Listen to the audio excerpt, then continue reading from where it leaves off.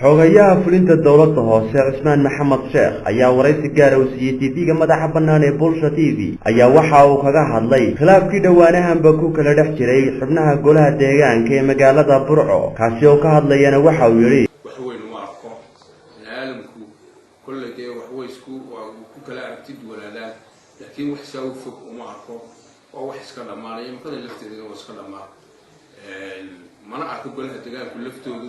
inay shaqadii loo doortay niman gudan waayay inay yihiin ma golaha deegaanku waa gole hawshiisa ka adag way shaqeeyaan way u helayeen xogayaha fulinta dawladda hoose ayaa tilmaamay inaynu ku guda jirno waqtigii xilli roobaadka isla markaana bulshada ku dhaqan gobolka Togdheer u diray baaq ku aadan dhanka qashinka isla markaasina uu tilmaamay inay joojiyaan qashinka ay u dhiibayaan dadka ajaanibka kuwaas oo aan ka fogeynin dadweynaha qashinka waxaana uu yiri waxaan runtii halkan maanta oo taankoodii bishii 6 2014 waxaan halkan loo jeer ku sheegnay maanta ku celcelinayna dadweynaha reer Burco waxaan u sheegaynaa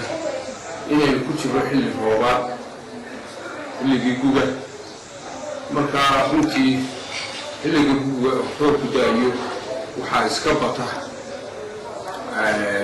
dad wax badan baa dhasha oo nadaafaddarrada ka dhasha marka waxaan dadweynaha u sheegaynaa inay ku dadaalaan oo nagala shaqeeyaan Maxamed Saciid Gaxnuug TV-ga madaxa bannaan ee Bulsha TV magaalada Burco.